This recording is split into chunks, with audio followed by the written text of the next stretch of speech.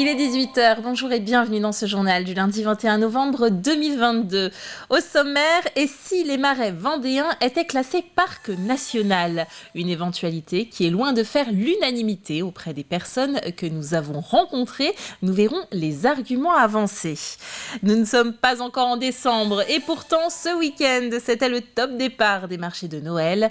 Des marchés pas comme les autres, vous le verrez. Et puis enfin, ils l'ont fait. Les herbiers l'ont emporté face à Guingamp, un exploit réalisé pour le 8e jour de la Coupe de France. Mais ouvrons avec le nombre de cas d'influenza aviaire hautement pathogène en élevage et dans la faune sauvage qui est en forte augmentation en France métropolitaine. Le niveau de risque a été relevé de modéré à élevé sur l'ensemble du territoire national. Un risque d'autant plus élevé dans les couloirs de migration actuellement empruntés par les oiseaux sauvages comme le littoral vendéen et les zones humides, typiquement les marais poitevins et bretons qui constituent des zones à risque particulier. Depuis la reprise épizootique, 14 foyers confirmés d'influenza aviaire ont été détectés entre le 4 octobre et le 21 novembre 2022 en Vendée, soit plus de 221 000 oiseaux touchés dans des élevages confinés. Les marais, restons-y avec cette interrogation qui enfle en Vendée. Que faut-il penser de l'hypothèse d'un classement en parc national pour les marais bretons et poitevins ? Il est en tout cas difficile de trouver des habitants ou des élus emballés par l'idée, trop de contraintes et la crainte de perdre la main sur son propre territoire. C'est la majorité des réponses entendues par notre journaliste Colline Davy. Et si le 11e parc national se trouvait en Vendée ? 18 zones humides sont sélectionnées en France et parmi eux nos 2 sites incontournables, au sud le marais poitevin et au nord le marais breton. Au cœur de ce dernier, les avis divergent avec tout de même une majorité de contre. Parce qu'on a envie d'avoir un peu de notre liberté aussi, d'aller pêcher, d'aller ramasser les champignons et tout ça. C'est-à-dire on arrête la pêche, on arrête le ramassage des coquillages, on arrête la chasse, on arrête tout ça. C'est punitif et donc tout ce qui est punitif, vu tous les problèmes qu'il y a actuellement, ça en rajoute une couche et donc il y aura une opposition très forte. Ça va impliquer pas mal de problèmes avec la pêche, avec la chasse. Je suis pour le parc national Beauvoir-sur-Mer, là, parce que je suis un défenseur de la nature et des animaux. L'inspection générale de l'environnement et du développement durable est venue faire un premier rapport, mais pour les locaux, hors de question d'être retenu. Principal point de désaccord, une gestion jugée équilibrée entre tous les acteurs. Je leur demanderai entre autres de stopper et de laisser la parole aux gens du cru. Ce territoire, il est remarquable, il est bien géré par le monde de la chasse, par les éleveurs. Alors qu'est-ce qu'on veut de plus ? C'est beaucoup trop de contraintes. On ne veut pas de ces contraintes. Même son de cloche de l'autre côté du département. Ici aussi, une commission du ministère de la Transition écologique s'est déplacée. Le directeur du parc comprend la démarche, mais ne veut pas non plus de cet avenir pour le marais poitevin. On a accueilli récemment cette commission pour leur dire que nous n'étions pas candidats, que nous ne souhaitions pas être parc national. Non pas parce que la démarche d'augmenter les zones humides en France n'est pas légitime, au contraire, on pense qu'il faut tout faire pour augmenter, il y a besoin d'augmenter les zones humides, mais que notre territoire n'est pas adapté. D'une part parce que je pense qu'on arrive à le gérer intelligemment par l'émanation des élus locaux, que ce soit des 2 régions, des 3 départements et des 91 communes. Et aussi parce que c'est un territoire qui vit avec beaucoup d'activités touristiques, activités économiques, qui ne sont pas compatibles avec la dimension d'un parc national. Si les principaux concernés s'opposent au projet de parc national, pas de quoi s'inquiéter pour le moment. La réponse est attendue pour janvier 2023, mais il est probable qu'aucun de ces 2 sites ne soit retenu. Pas d'emballement et de la mesure, c'est effectivement le message que souhaite passer Pierre Henriet, le député de la 5e circonscription dont dépend le marais poitevin.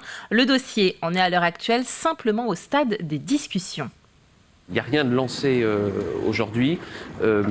Quand la secrétaire d'État à la biodiversité a annoncé donc un éventuel 11e parc, d'abord, c'est pas sûr qu'il y ait un 11e parc qui soit labellisé. C'est une proposition qui a été faite et aujourd'hui, vraiment, tous les canaux restent ouverts. Donc évidemment, il faut rester vigilant et encore une fois, moi j'appelle l'ensemble de mes collègues à être tout aussi vigilants que je le suis également sur ce dossier. Pour autant, je ne crois pas effectivement qu'à l'heure actuelle, il y ait d'inquiétude particulière à avoir pour l'avenir du marais de Poitevin. Auriez-vous 1 heure par mois à offrir à votre voisin ou à votre commune? C'est l'initiative toute simple lancée par le département de la Vendée. Après la Charente-Maritime et la Somme, la Vendée mise donc sur la bonne volonté collective avec l'heure civique, un dispositif lancé en partenariat avec l'Association des maires de la Vendée, l'Union départementale des CCAS et la Conférence des financeurs. Voilà, donc cette heure civique, elle va être extrêmement simple. Les gens vont dire, j'ai envie de donner 1 heure par mois, et je pense à des profils totalement différents. Une mère de famille qui travaille, qui a 2 enfants, qui est débordée, mais qui dit, j'ai quand même envie d'aider. Elle va donner 1 heure, on va dire, c'est super formidable. Ça peut être un jeune retraité qui va dire, moi j'ai envie de donner 1 heure, mais pas par mois, un peu plus. Je me souviens de ce volontaire qui me disait, mais moi, c'est mon adrénaline, j'en ai besoin. Il allait aider effectivement une personne aveugle à aller faire ses courses. C'était magnifique. Et il me dit, moi, j'en veux beaucoup plus qu'1 heure par mois. Chacun fera ce qu'il a envie de faire. Chacun inventera les gestes de solidarité qui lui conviennent.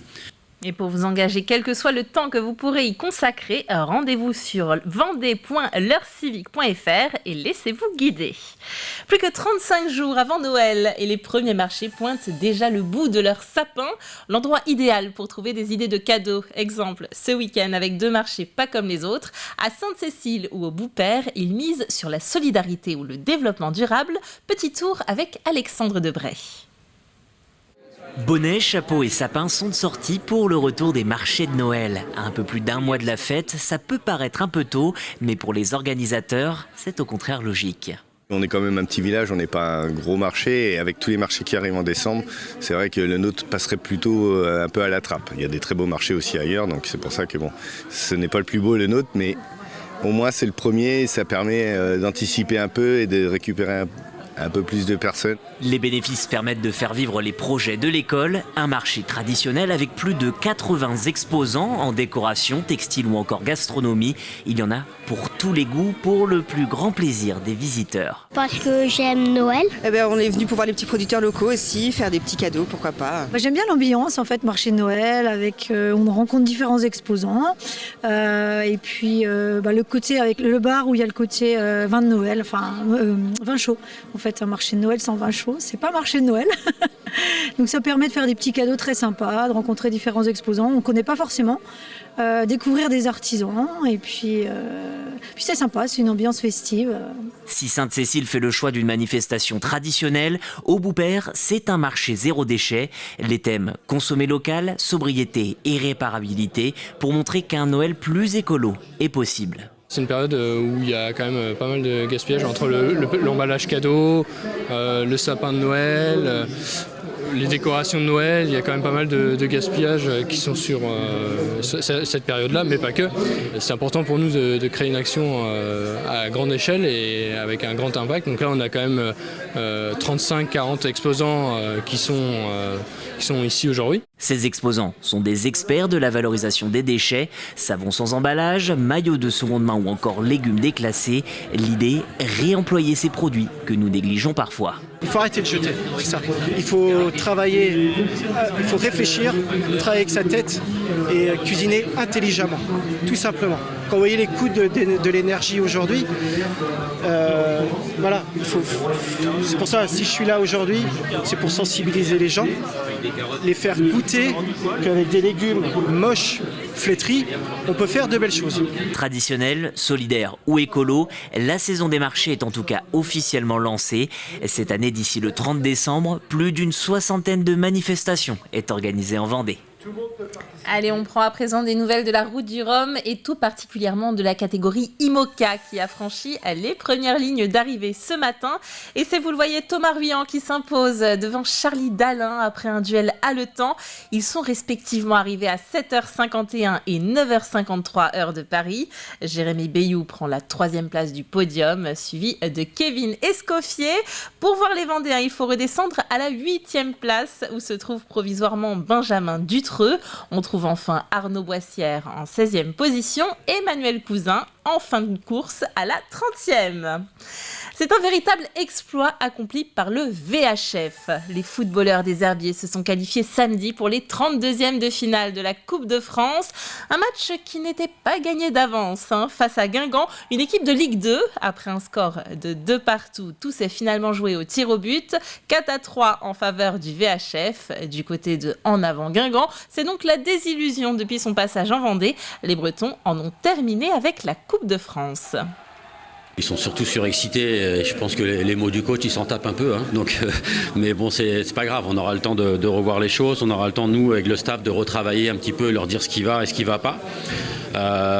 Simplement il faut qu'ils profitent, c'est des moments exceptionnels pour un joueur amateur, je les laisse un peu tranquilles, je suis dessus toute la semaine, je pense que ça va leur faire du bien de m'oublier un petit peu. Je serai fier de représenter la ville des Herbiers à Nantes lundi au tirage avec le président. Mais on verra, la coupe c'est tellement aléatoire, il faut de la réussite, c'est jamais simple, donc on verra ce que nous donne le tirage et on essaiera de faire honneur surtout encore à cette Coupe de France. Et il n'y aura pas une, mais 2 équipes en 32e, puisque la Châtaignière s'est aussi qualifiée. Les Vendéens ont sorti Orvaux en s'imposant 1-0. Le tirage au sort des 32e de finale de la Coupe de France avec l'entrée en lice de la Ligue 1 est prévu ce soir à 19h30. Parlons basket à présent avec les Lyonnaises du RVBC qui se déplaçaient dans les Landes samedi soir.